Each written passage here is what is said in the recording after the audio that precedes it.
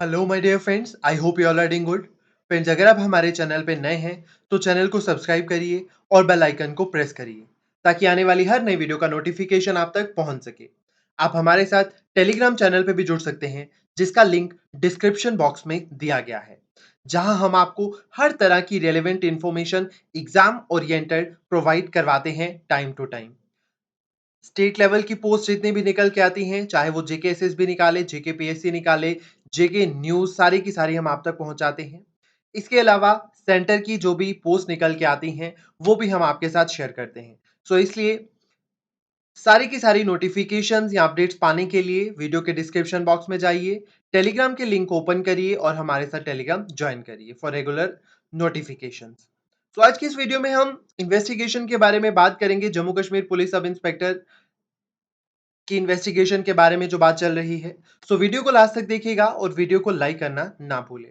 जैसे कि आप सब जानते हो, जब से रिजल्ट अनाउंस हुआ है या फिर स्कोर कार्ड अनाउंस हुआ है, बच्चों में पेपर लीक या फिर और जितने भी सारे एक ही लाइब्रेरी के बहुत सारे बच्चे एक ही फैमिली से सिबलिंग्स, तो बहुत सारे इश्यूज जो हैं वो जनरेट हो रहे थे।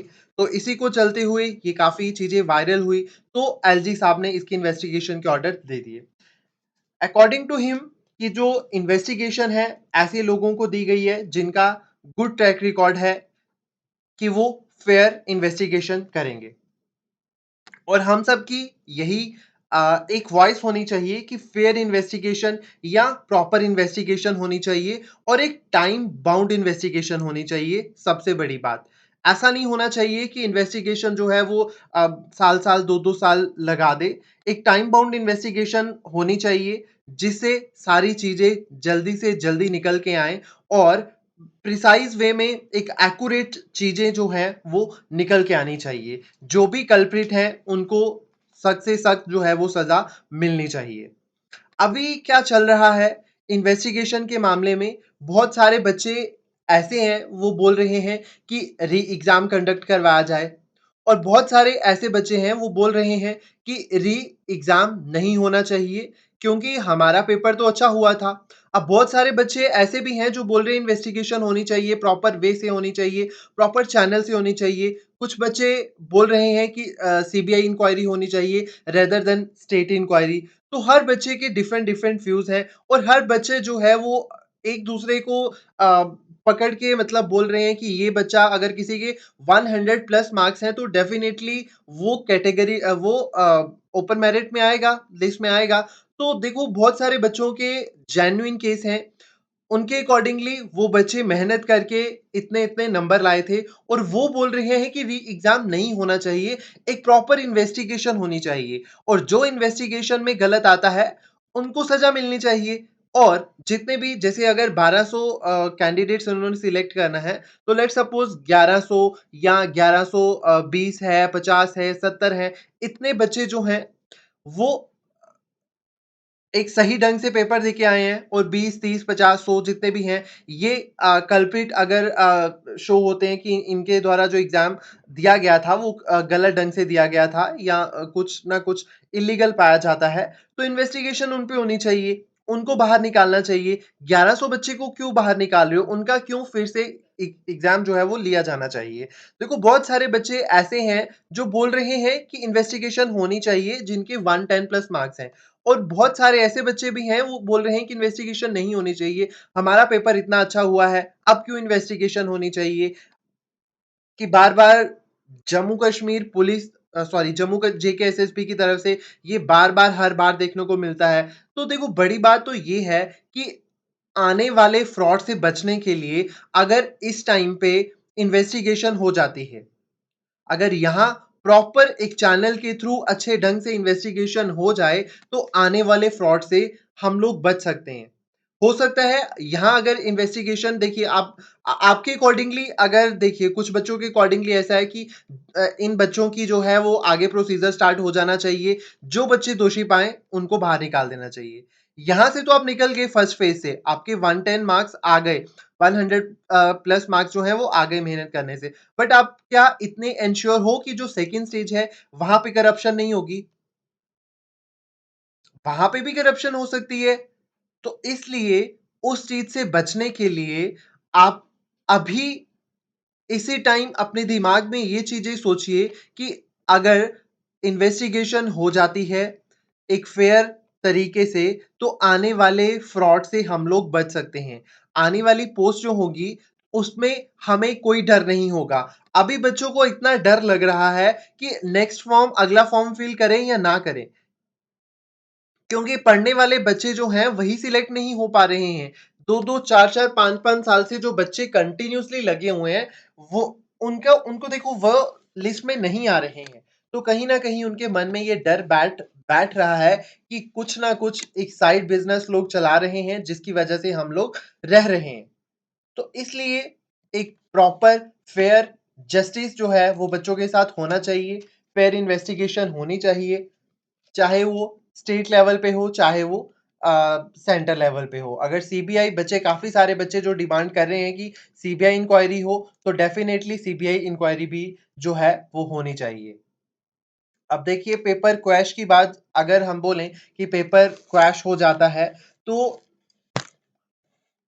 इसमें हम यही बोल सकते हैं कि पेपर क्वैश जो है rather than paper quash investigation पहले होनी चाहिए उसके बाद जो रिजल्ट आता है उस बेसिस पे पेपर क्वैश करना चाहिए ऐसा नहीं है इन्वेस्टिगेशन अब स्टार्ट हो गई है तो बस आप उसके बेसिस पे बोल दो कि नहीं इस पे इन्वेस्टिगेशन चल रही है हम फिर से पेपर कंडक्ट करवाएंगे तो कहीं ना कहीं वो जो कैंडिडेट्स इनके 100+ मार्क्स हैं और जो मेहनत करके इतने नंबर लेके आए हैं वो डिमोटिवेट जरूर होंगे तो इसलिए वो चीज बाद में सोचनी चाहिए कि पेपर क्रैश करना है या नहीं।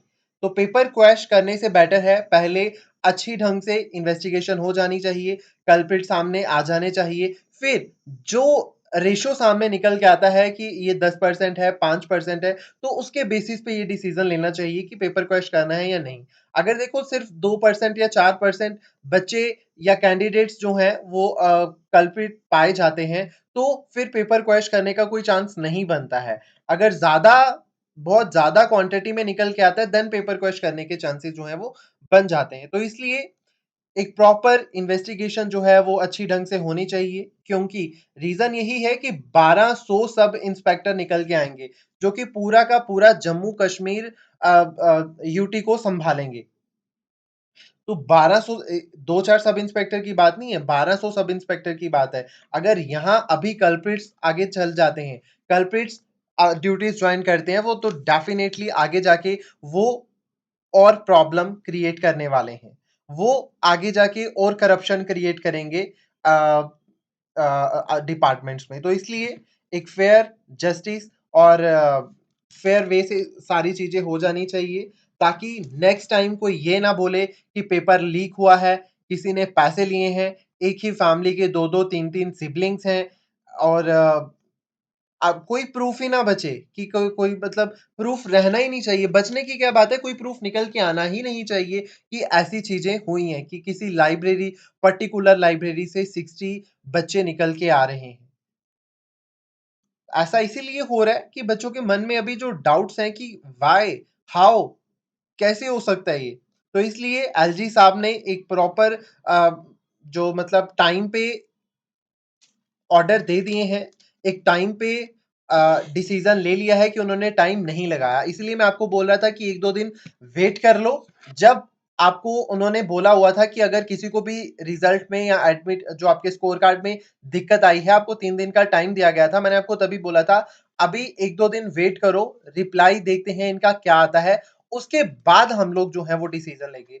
तो इन्होंने एलजी साहब ने टाइम टाइम पे ही 2 दिन बाद जस्ट जो है वो डिसीजन दे दिया कि इन्वेस्टिगेशन जो है वो फेयर तरीके से हम लोग कराएँगे और जो लोग भी चूज़ किए गए हैं, उनका अच्छा ट्रैक रिकॉर्ड है, जो लोग चूज़ किए गए हैं इन्वेस्टिगेशन के लिए।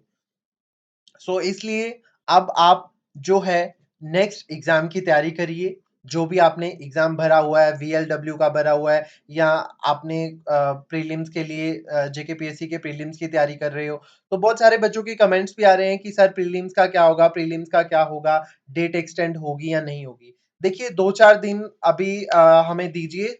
अगर 2-4 दिन तक अभी कोई अपडेट नहीं आता है, तो डेफ़िनेटली एग्ज़ाम की डेट आगे जाने वाली है। अगर 2-4 दिन में 15 से पहले-पहले कोई अपडेट आ जाता है, तो आपका जो एग्ज़ाम है वो 26 को ही होगा। अगर कोई अपडेट नहीं आता है तो डेफ़िनेटली एग्ज़ाम जो है आपका आगे जाने के 100% चांसेस रहेंगे। सो इसलिए आप लोग किसी को भी अभी क्रिटिसाइज़ मत करो कि वो सिबलिंग्स ऐसा है, वो सारे सिबलिंग्स के देखिए 60 जो लोगों की बात हो रही है लाइब्रेरी में, तो क्या 60 के 60 लोग जो हैं, वो कल्प्रिट थोड़ी होंगे? उसमें कोई हो सकता है 1 बच्चा, 2 बच्चा, 3 बच्चे ऐसे भी हों जो मेहनत करके नंबर लाए हों। तो इसलिए उस बच्चे पे मतलब हम लोग टारगेट कर रहे हैं।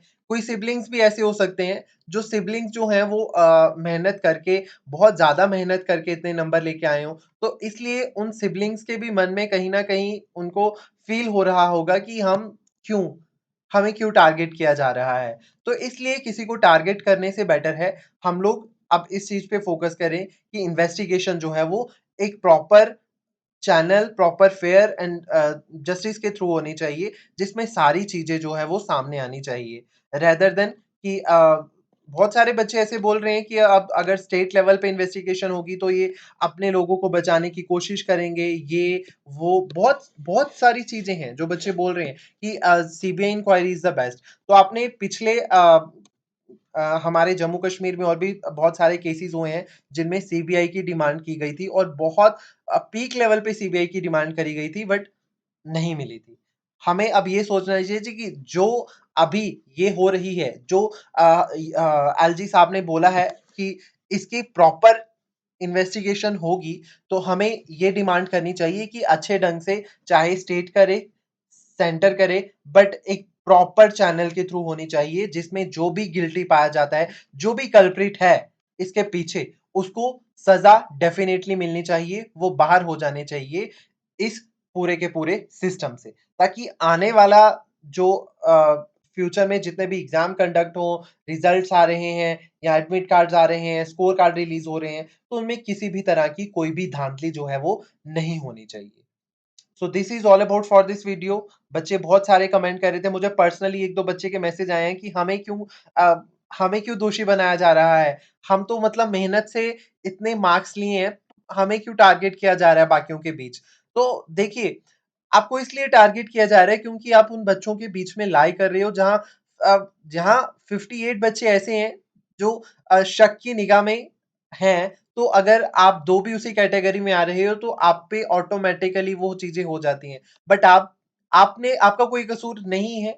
आपका देखो आप गिल्टी नहीं हो, आप मेहनत करके इतने नंबर लाए हो, तो आपको ये चीज़ें बिल्कुल मत सोचिए कि कोई आपको क्या बोल रहा है। अगर आप अपने ढंग से मेहनत करके इतने नंबर लेके आए हो, तो आप पे कोई भी उँगली नहीं उठा सकता। क्योंकि अगर इन्वेस्टिगेशन होगी तो इन्वेस्टिगेशन में सब कुछ साफ हो जाएगा।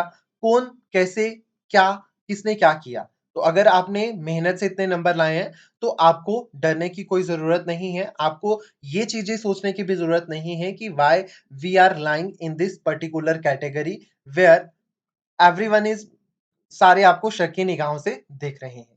सो इसलिए इन चीज़ों पे फ़ोकस मत करिए, आने वाले जो एग्ज़ाम हैं, उन पे अब आप सब फ़ोकस करिए कि जो भी हैं आप वीएलडब्ल्यू है, प्रीलिम्स है या कोई सेंटर के एग्ज़ाम्स आपने फ़ेल करे हुए हैं, तो उन पे फ़ोकस करिए। So wish you all the best guys for your next जो भी आपने पेपर देना है, तो उसके लिए मेहनत करिए। So thank you so much guys for watching the video. Video को ज़्यादा से ज़्यादा शेयर कर दिया करो एंड अगर चैनल को अभी तक सब्सक्राइब नहीं किया है, तो चैनल को सब्सक्राइब भी कर दो। Thank you so much guys, keep watching, keep sharing, God bless you guys.